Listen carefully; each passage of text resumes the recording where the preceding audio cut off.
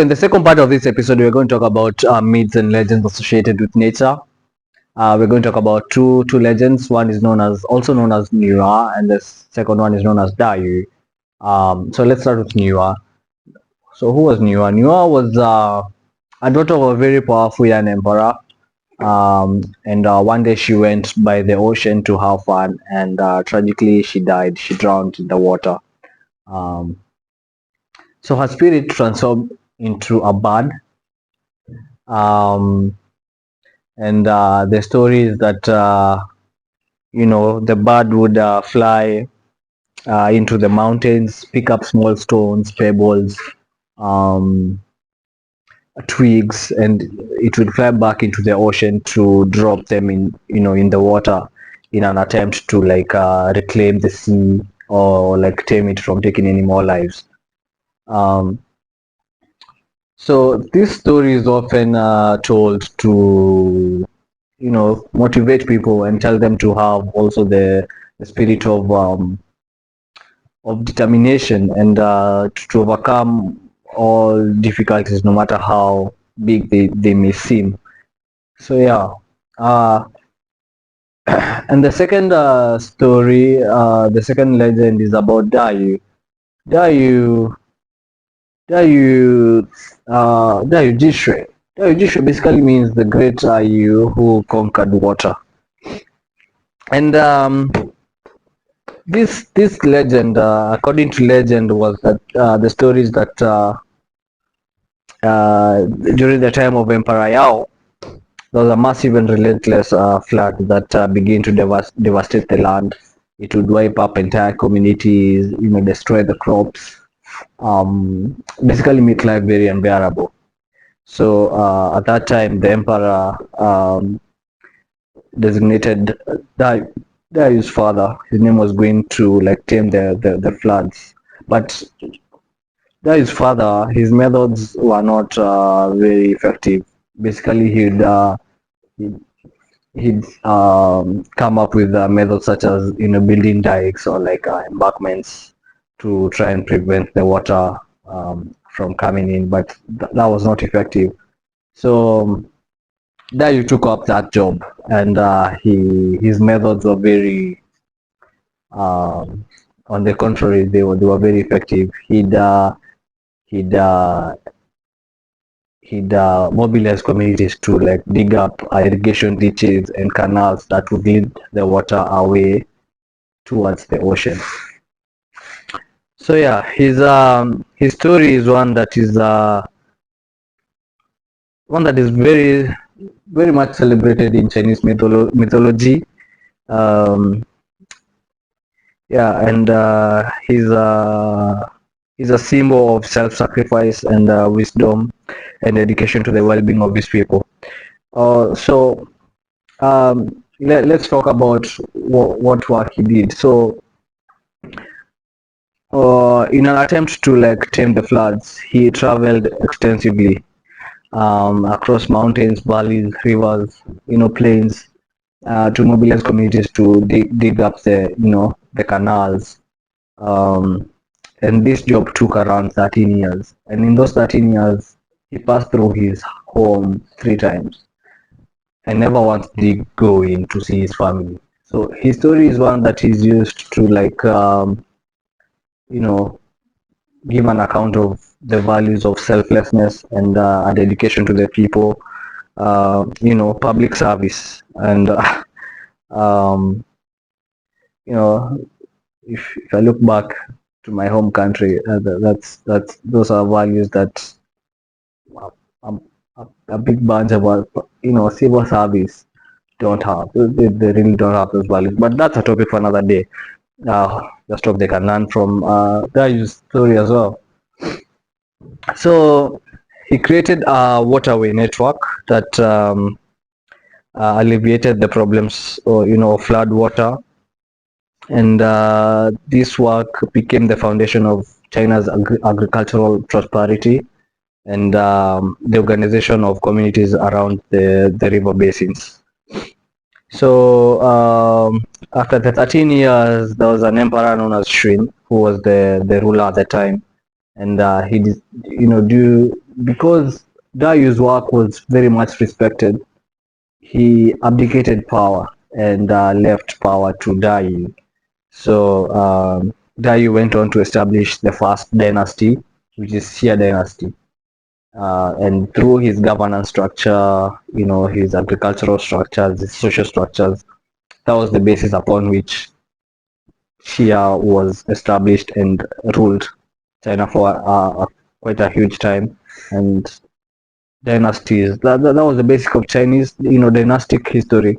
And, dynasty after dynasty after dynasty, they ruled in accordance to the structures that Darius put in place. So his legacy is very big, and you can imagine that it's a story that remains a powerful metaphor in Chinese literature and political philosophy. People use it to express the values that people should have when they are in service to the people, right? So yeah. So next we're going to talk about myths and legends that are associated with love. We're just going to talk about one, the story of the Cowherd boy and the weaver girl. And this is a myth that I really enjoy. Yeah, I think it's the best one. It's probably my best. I don't know about you, but yeah.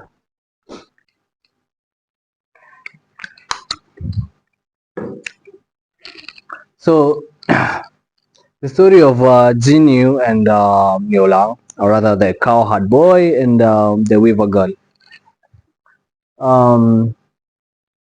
This is as I said, it's a mythical story associated with love, and the story goes like this. So a long time ago, there was this weaver girl known as Jinyu, and she was an immortal who lived in heaven. Her mother was the Jade Emperor, who was the ruler of heaven at that time.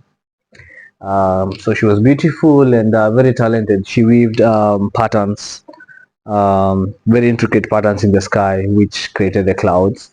And in as much as she was very diligent, she felt lonely while she was up there.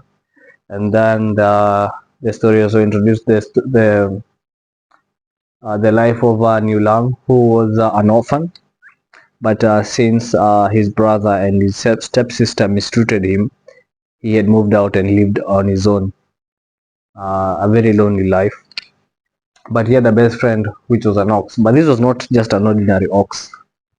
This ox could speak, since it was secretly a celestial being living in the body of an ox. So it could talk, and it was the companion of Niulang. So on one day, the ox reveals to Niulang that a group of fairies from heaven would descend on earth in a nearby lake to bathe. So it tells Niulang that among those fairies there will be a girl known as Jinyu, who would be among the fairies, would come there, and she was the one destined for him, his one true love.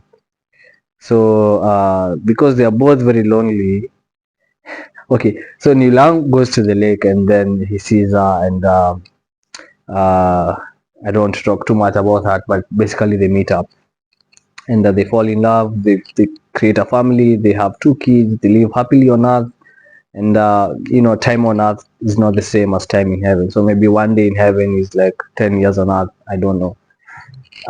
So when the mother finds out about this union, she's very furious, and she sends heavenly soldiers to earth to come back with the daughter. So they are separated. So she goes back home, and the kids and the husband are left on earth. So this thing makes them they're not at ease at all. And one day the ox, as it was about to die, it had one last wish, that Lang could use its hide as a tool to get to heaven. So even though Lang didn't really want to do that, he ended up fulfilling his best friend's wish and used the hide to fly to heaven with the kids. But as soon as they were about to approach to, the palace, the Queen Mother of Heaven separated them by creating a Milky Way, which was a wide river of stars, and the two were left on opposite sides. But the mother was very moved by the resilience of their love, so uh, she allowed the two to meet on only one day in 1 year. So this was the 7th day of the 7th lunar month. So this day has transformed culturally to represent the Chinese Valentine's Day. So on each 7th day of the 7th lunar month, the Chinese celebrate Valentine's Day. According to the Gregorian calendar, it falls around the first week of August. But that aside, which by the way, you could go to my Instagram. There's something on it, a very interesting video. If you understand Chinese, you could go watch that. But anyway, let's continue the story. So on this day, a bridge of magpies forms, and the two meet. They meet briefly before they are then separated again for the course of another 1 year. So what's the significance of this story? Culturally, it's a day that it's a story that now forms the basis of the Double Seventh Festival. It's known as the Double Seventh Festival. And on this day, couples celebrate love and their devotion to each other. They pray for happiness and long-lasting relationships. And the legacy of this myth is that people get to reflect on the theme of sacrifice, of devotion and loyalty, and sometimes the distance that is created between love and duty. So it's a story that has inspired art and literature and modern celebrations, because it's not just in China, even Vietnam or maybe Korea. I'm not quite sure, but they also celebrate this day on the 7th day of each 7th lunar month. So yeah, it's a story that I like very much. It's quite inspiring to know that two people can overcome all the odds to just be together, even if it's just for a day. So yeah, that's all on Chinese mythology. And yeah, in the next part of this episode, I'm going to go back to the Bagua, the 8 symbols, the trigrams created by Fuxi. That will be the last part of this episode, and yeah, see you there.